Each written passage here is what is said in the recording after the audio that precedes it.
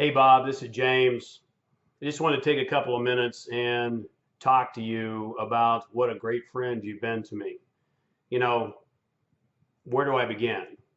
If we go all the way back to the early 90s when you very first met me and you took me under your wing, for whatever reason, I'm not quite sure, invited me out to your home in Toronto and told me, I'll help you come up with a program. At that particular time, I had no products. I was just excited, inspired, and had some ideas.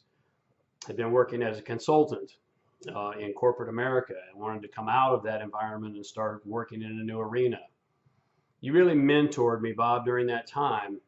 And I left Toronto. If you'll remember, we stayed up till the wee hours of the morning um, working on my very first program, which ended up being called The Science of Success. And we carved it out in your office. You really laid out your years of expertise in helping me put that together. And it's touched many, many lives, thousands, at least tens of thousands of lives since that time. And I want you to know that's because of you. Who knows if it would have ever been put together if you hadn't taken the time to take me under your wing and to make that investment.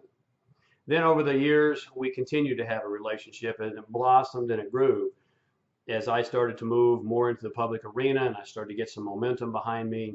We still had conversations as peers and as colleagues. We had many, many great dinners together. And one of the things that we consistently talked about was the law of polarity and how with every single thing that appears to be bad, there's always a good. Well, when things went sideways in my life about 5 years ago now, a little over 5 years ago, there were very few people that stood there beside me. Very few people who stayed with me. Most disappeared, but not you, Bob. Again, with everything that seems to be horrific, there comes a great opportunity if we're able to harvest that and to recognize it and to focus upon it. One of the great gifts that comes out of a tremendous challenge, maybe a crisis in life, is you learn who your true friends are. It's not that I didn't already know, given our relationship up to that time. But it's often easy to stand by a friend when they're on the top. It's often easy when everybody apparently loves them.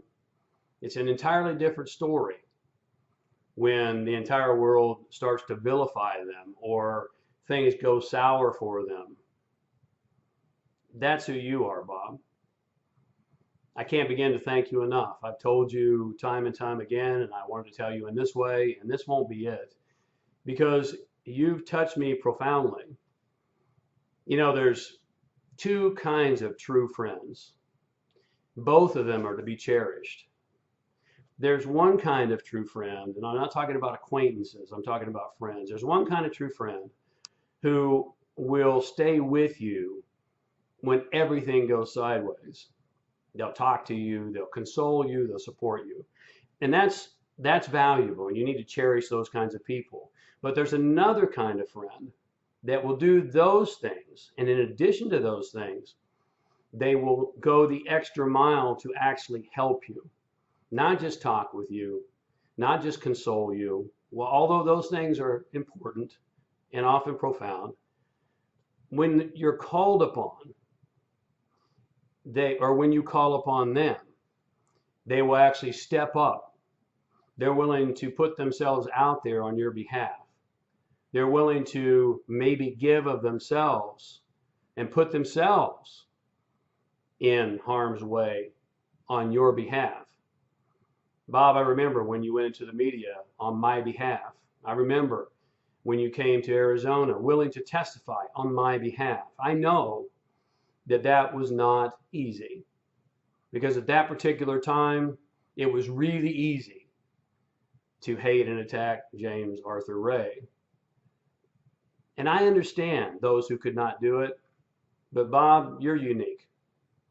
You're unique.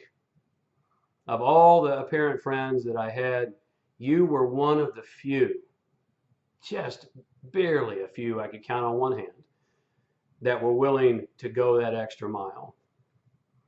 And so After all these years together, Bob, after all the conversations we've had, I just want you to know that while you've impacted hundreds of thousands of lives in your seminars and with your books and your learning systems, you've changed the world. Even if none of that occurred, you've changed the world because you changed my world.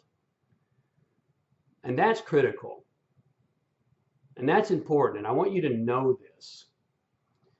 And I want you to always remember that that's who you are. I would think that you know it, but you know, I've been at the top of the heap, and I know that sometimes there aren't a lot of people who give you heartfelt messages. There's a lot of people who give you messages that are popular.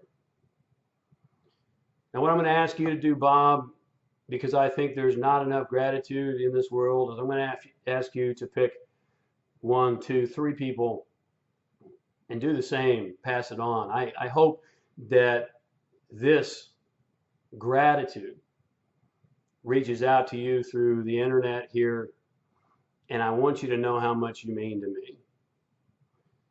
And I want you to always, always remember that you changed the world, Bob, because you changed my world. Thanks, buddy. I really, really appreciate and love you.